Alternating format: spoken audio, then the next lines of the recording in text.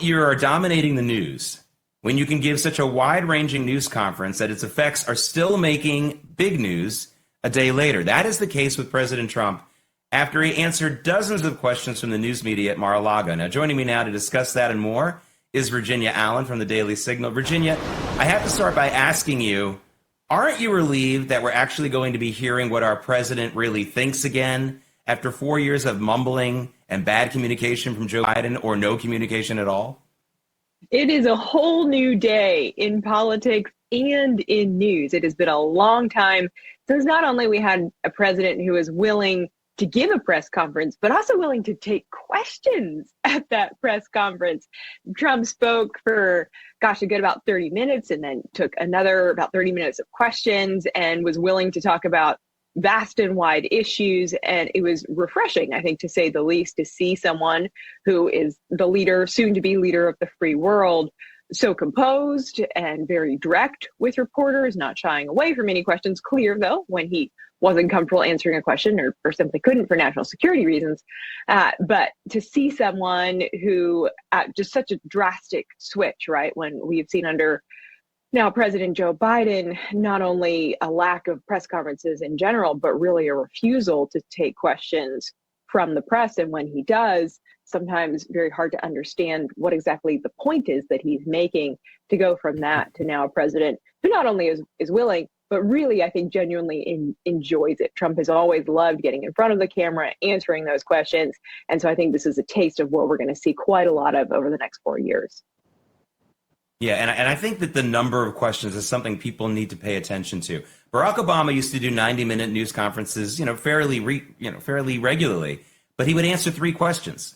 He would literally, there were times when I would watch him and I saw that 90 minutes, he answered only 3 questions. He would filibuster and filibuster and filibuster, and it was the same 3 questioners every time. No one ever got to challenge him. So, this is real democracy at work.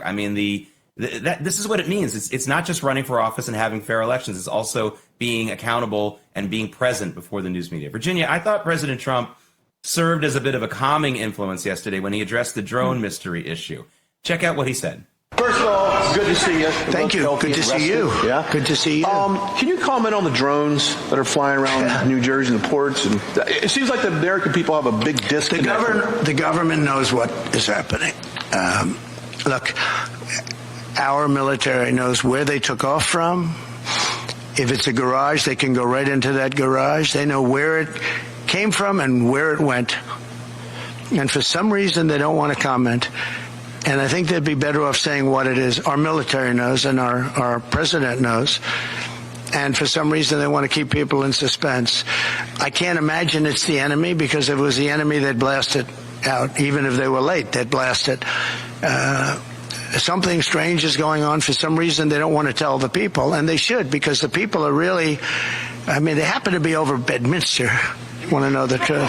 They're very close to Bedminster. I think maybe I won't spend the weekend in Bedminster. I've decided to cancel my trip. Virginia, I actually feel better now that President Trump seemed to be less alarmed. I know he talked about Bedminster there, but he's clearly not panicking, and he's clearly not, and more importantly, he's clearly not angry about this. And I think if you compare him to some of the Republican members of Congress, I feel like this is a calming influence. Again, very presidential, in my opinion.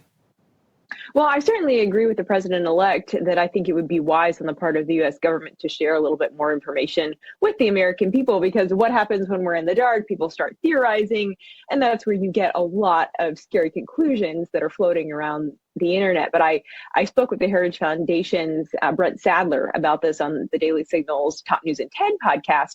And his opinion was, at least as of the end of last week, was, probably a lot of what we're seeing is genuinely some incompetence on the part of the U.S. government, that maybe there are some factors that they are still trying to figure out that they don't know. And that's why things are being kept quiet, because they don't have all of the answers.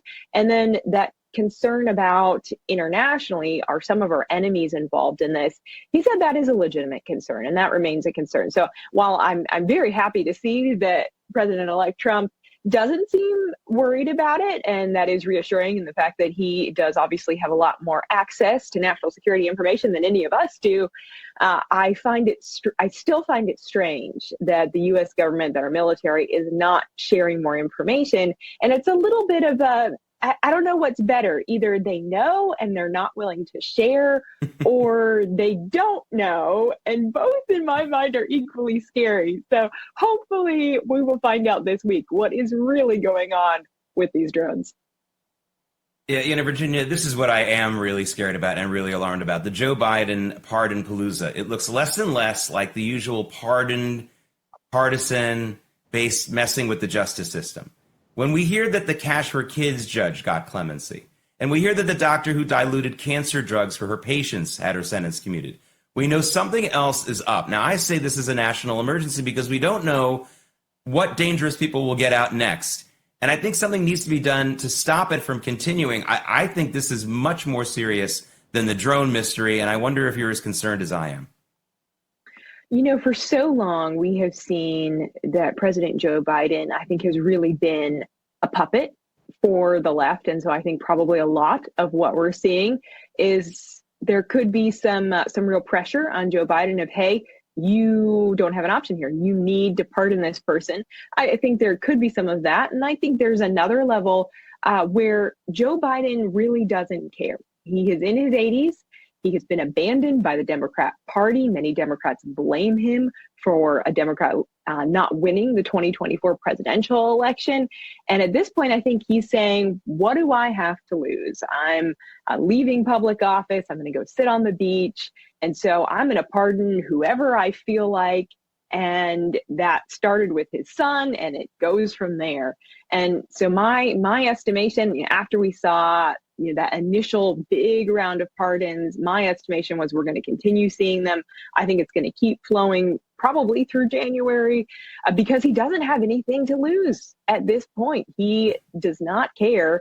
And there's nothing holding him back from pardoning all sorts of people that at the end of the day should not see pardon. And you're right, I think do pose not only some serious concerns for their actions, but also just to set that example of individuals knowing in our country, oh, you can get away with this because, well, if you kind of cozy up to the right people, don't worry, eventually you'll get a pardon. What does that say for our justice system? And obviously has upset so many Democrats who say, Joe Biden was supposed to be this president all about justice and all about the rule of law. And I think they feel so abandoned by him as he's issuing all these pardons. But again, I really don't think he cares at this point because he feels so abandoned by his own party. Virginia, we both work on news media programs, and even the best of us can get duped sometimes. But this Calissa Ward story from CNN is really something. Now, last night, CNN confirmed that their reporter, Calissa Ward, was duped by a man purporting to be a longtime prisoner in a Syrian jail, and he had just been freed by the terrorist rebel forces who defeated the Assad regime. Sounds like a great story, but it turns out the man was really a jailer at that prison responsible for years of torture crimes. Now, moreover, Ward actually helped the man escape by providing him cover along with other protected journalists in the area. Virginia, I don't mean to pile on, but can anyone make a case for continuing to follow the regime news media anymore? I mean, this has to be the biggest journalistic mistake with severe consequences that I can ever remember. If you ever needed a reason to tune out of CNN and into alternative news outlets like Real America's Voice, this is the reason to do it, right? To ditch some of these big corporate media firms. And I mean, you're right. I have grace for Calissa Ward. This is high intensity. You're in a country that has just been liberated under a dictator, and now terrorists are in control. And there's a lot of moving pieces. There's a lot of high emotion. So certainly, I think this is a mistake that someone in the moment could make. But what you have to do as a journalist, kind of the 101, is you have to make sure you have your facts straight. And you have to make sure that okay, we're putting this information out. Is it accurate? At the very least, you have to do that. And so for CNN, I think to run with this story, just very, very telling. And, you look at their ratings. I mean, gosh, they're right now, according to Yahoo Finance, they're at a 30-year low for ratings. And even from just before the election, their prime time is down 47%. I mean, the American people are very clear in their viewing habits. So I think they have lost a lot of confidence and a lot of trust and a lot of enjoyment in CNN. So they're leaving for alternative news sites. And this story, I think, just is a little bit of announced a restructuring plan just a couple of days ago, which literally puts CNN on the block, on that selling block. They put it, and they separated it from anything else at that company that makes money, including HBO. Even though they're both on cable, they put HBO in another division because that division makes money.